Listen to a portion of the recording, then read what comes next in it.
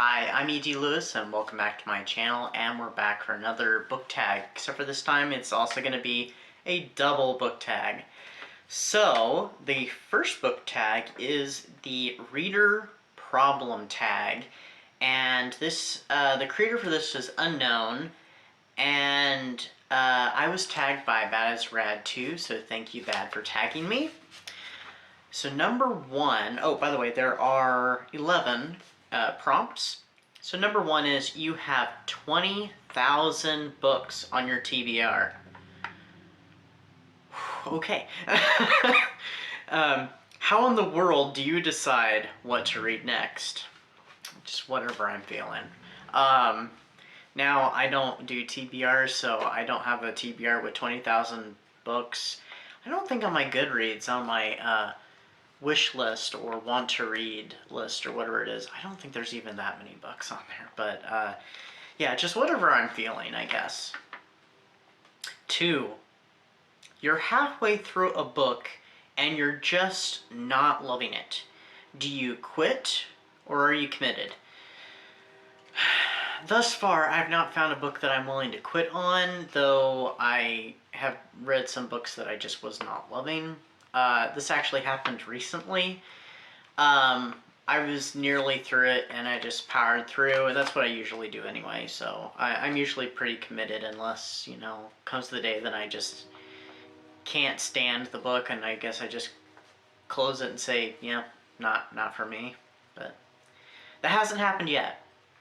3, the end of the year is coming and you're so close, but so far away on your Goodreads reading challenge. Do you try to catch up, and how?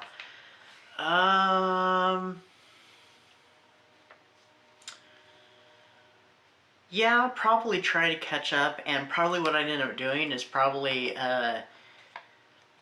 if I have any audiobooks I haven't listened to, or if there's any affordable ones, or I read a bunch of short stories. So that's probably how I'd catch up, really. Probably wouldn't read anything real long, or if I did, I'd maybe choose one longer book, or a few, depending upon how much time is left, and then fill it in with either audiobooks or short stories, you know, so. 4, the covers of a series you love do not match. How do you cope? Actually, I have the same conundrum because I have books in series that do not match at all.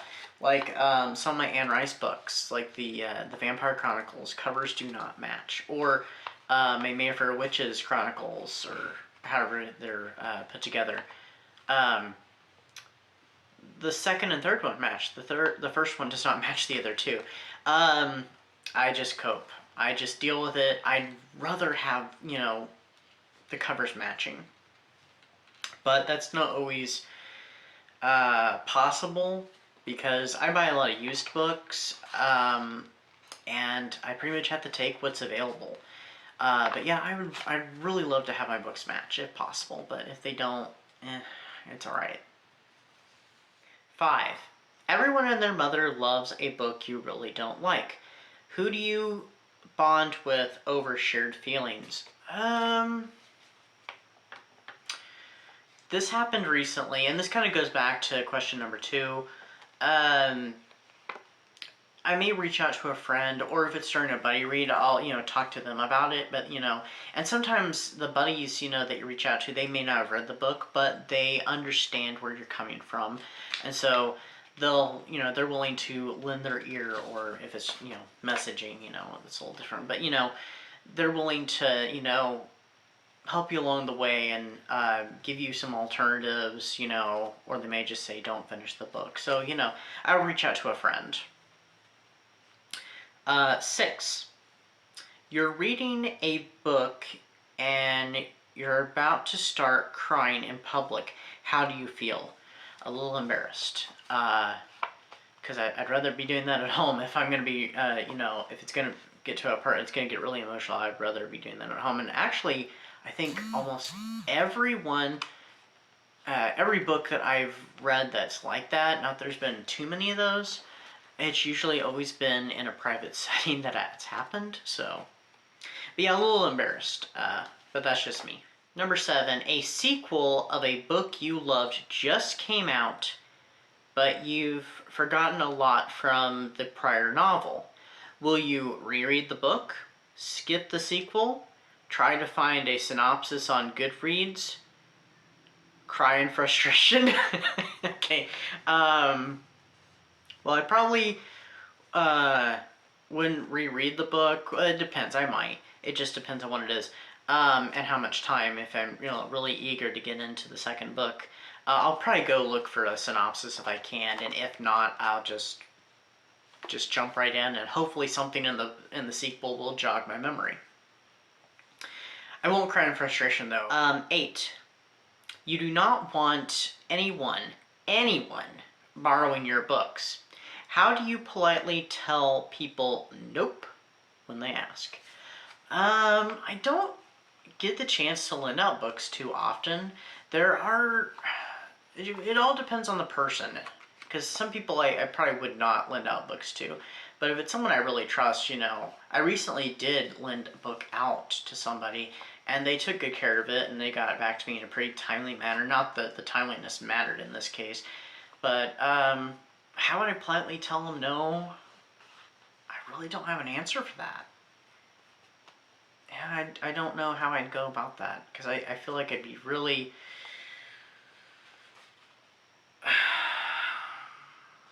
awkward about it, I guess. I just don't know how I'd tell them no, or maybe I might make suggestions like, oh, they might have it at the library. I might make an alternative suggestion, I guess.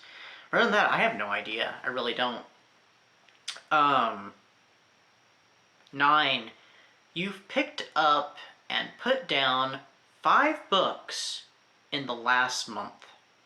How do you get over your reading slump? Just keep trying, because the few reading slumps that I've kind of gone through or kind of started to drift into, that's what I did. I just kind of looked for something else. Luckily, something ended up coming along and breaking me out of it. Like the Midnight Club was one of them. I think that was my first real reading slump I went through, and that broke me right out of it. So yeah, I just keep trying, and hopefully I'll find something that'll help me along with it. So 10. There are so many new books coming out that you are dying to read. How many do you actually buy? Probably 1 or 2, depending upon the price. If there's a little bit more than that and they're really affordable, maybe 3, maybe 4. It just depends. So I may have to wait until I have a little more money, or there's a sale going on, or something, So, and number 11, after you've bought the new books you can't wait to get to, how long do they sit on your shelves before you get to them?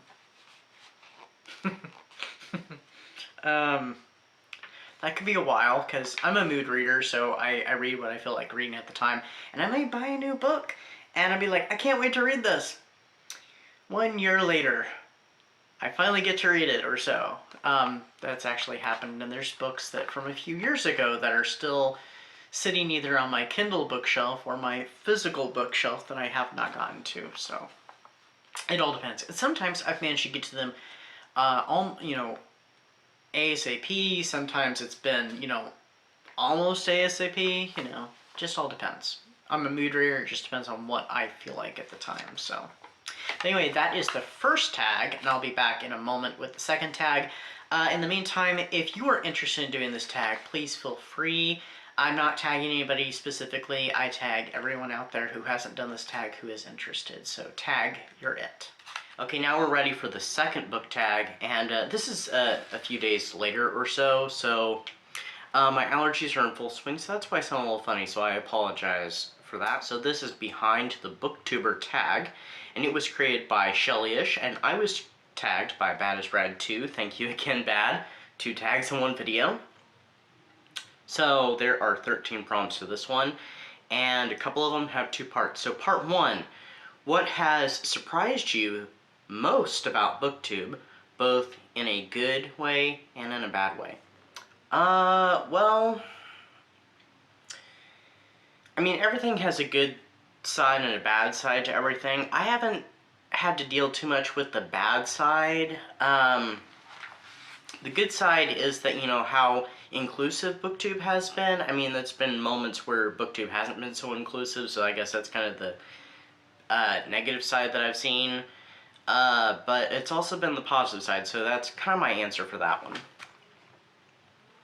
Number 2, how do you balance reading and BookTube with the rest of your life?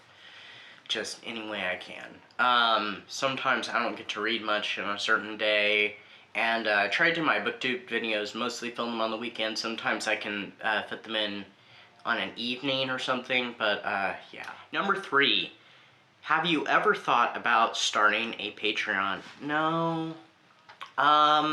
It just never really occurred to me. I've seen others do it, and I think it's awesome, but I just don't think it's for me. Not at least at this time. Maybe in the future. Who knows? But no, I haven't really thought about it.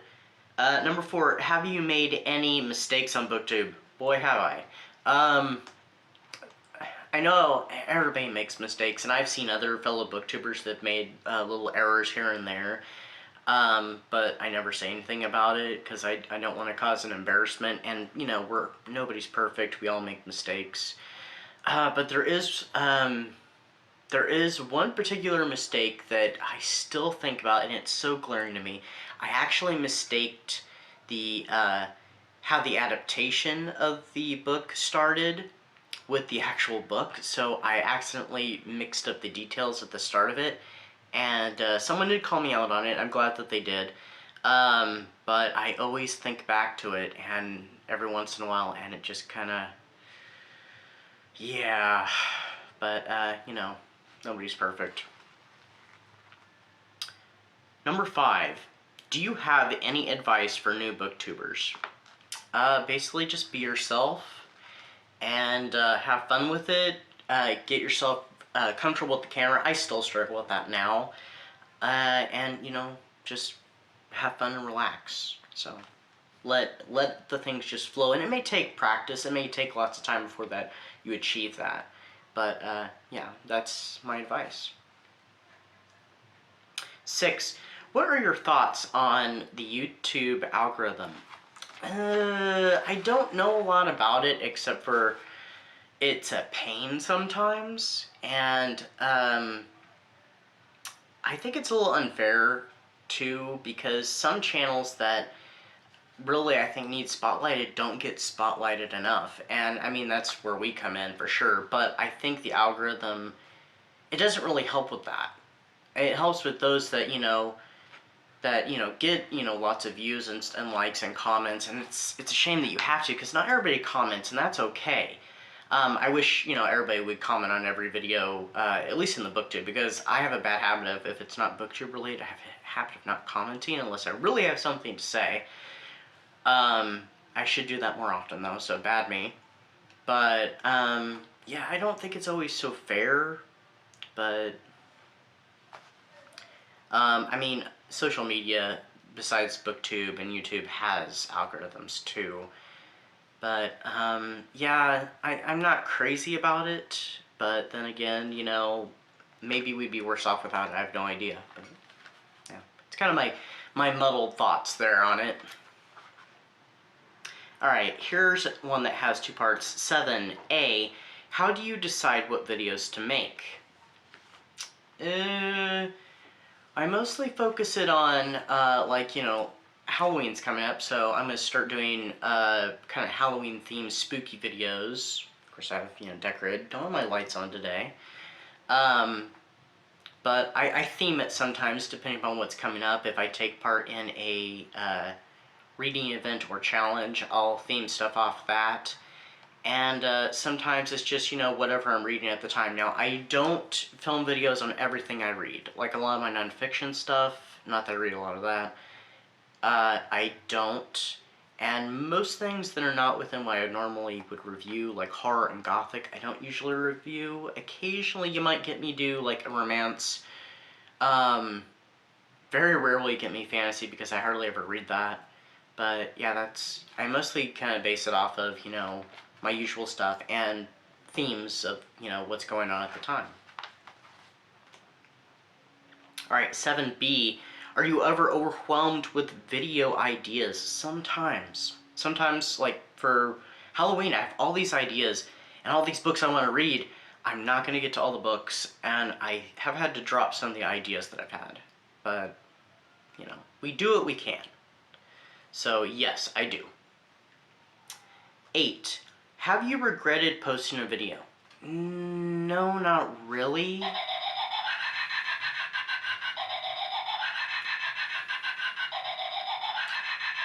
I'm really tempted to tell a story about this, completely unrelated, maybe at the end of the video. Thanks for your 2 bit of sense. No, not really. I have regretted bits about videos, like, ooh, I forgot to say that, or I should have made a note to myself so I'd, check my notes, but I don't always use notes anymore with videos. But I've ever regretted an actual video? No, except for maybe that one where I made that glaring mistake. 9A. So here's another 2-parter one. Are the number of views / subscribers meaningful to you? Yes. Yes, they are. Because you guys are part of why I still do this. And that comes around to another question that's coming up in a bit. But, it just means that the channel is, at least I hope it's doing some good out there and helping others. Because what I'm here to do is I'm here to share my love of reading, for one, my love of Gothic and horror, and, kind of share my thoughts and share books that I've enjoyed with other people. So, and if they want to read them, that's great. And if they don't, that's great too. Because, I do this because I like to do it. And, so... yes, so the views and the subscribers are very important. Now, if I don't get a lot of views, yeah, it's discouraging, but it's okay, and I just move on to the next video, because I just like to do this. This is why I do this. It's a hobby, and I love doing it. So, 9B, are the number of views and subscribers a measurement of success? I would say yes and no, because there's a lot of really great channels out there. So probably yes, because yeah, you're getting a lot of viewership and stuff, but also there's a lot of great channels out there that don't get a lot of views that I would consider successful based on their content, not on the views. I know that may be a little confusing. I'm probably not phrasing this the way I want to. Sometimes things up here don't come out here very well. But I would say yes and no, and it's a bit complex. So, 10. Are you disappointed by the growth on your channel?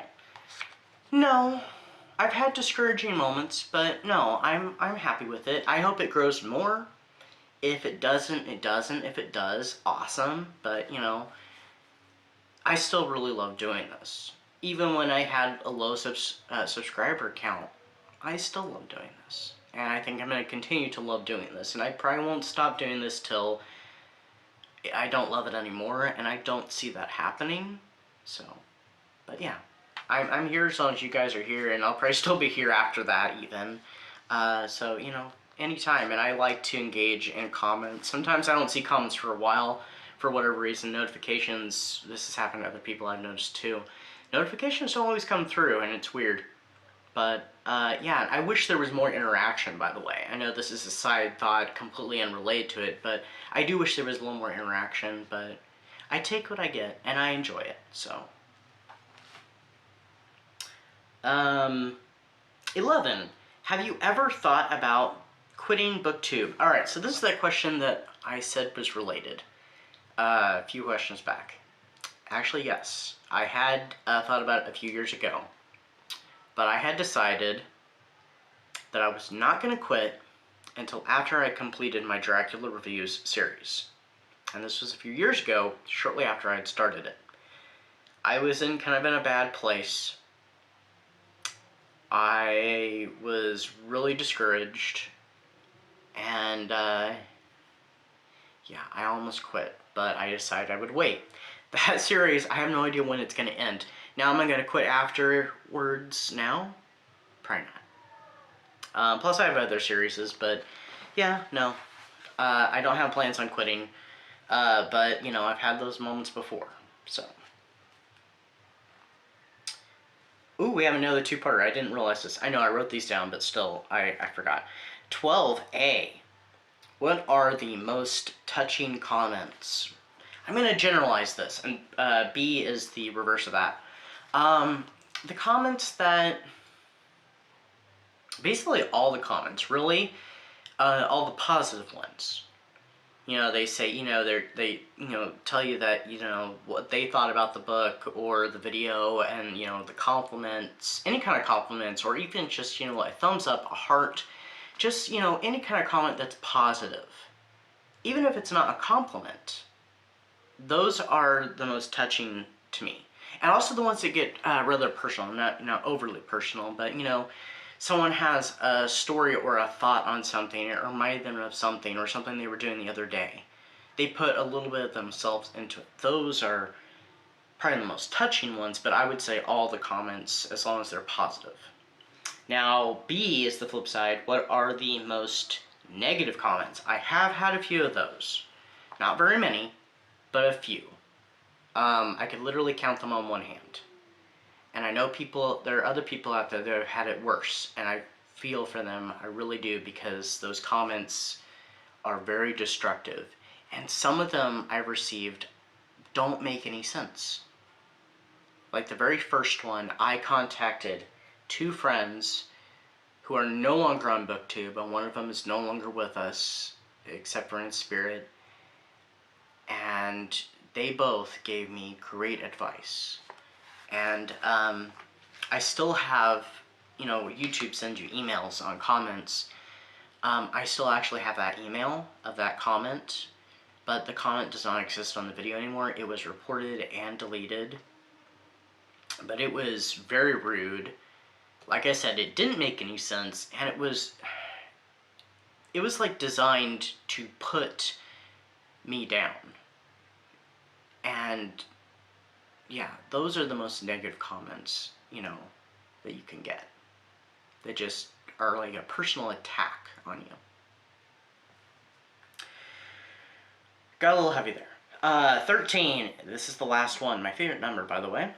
In regards to BookTube, where do you see yourself in 5 years? That is an excellent question. Probably still doing this.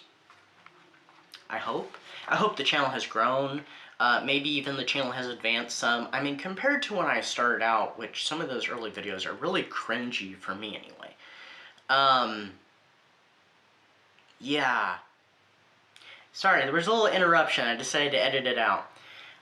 So what was the question again? It was, oh yes, in regards to BookTube, where do you see yourself in 5 years? I would say I'm hoping to still be here, still doing what I do. Who knows, maybe I've even branched out. And maybe my videos have advanced, kind of like how they have since I started, because some of those early ones were really cringy, at least for me anyway. At least when I look at them now, I'm like, ooh, and I don't like watching me. The extent of me watching me is usually me going back and editing the videos. I don't usually go back and watch me after that, because I don't personally like the sound of my own voice. I don't like to see myself on camera. It's just a personal thing, but yeah, so I hope to have evolved further than I have already on this channel. So that is my answers for this tag. I don't have any plans to tag anybody, so if anybody wants to, just like the other tag, if you have not done this tag and you'd like to, tag your it. Stay spooky, stay safe, and I'll see you next time.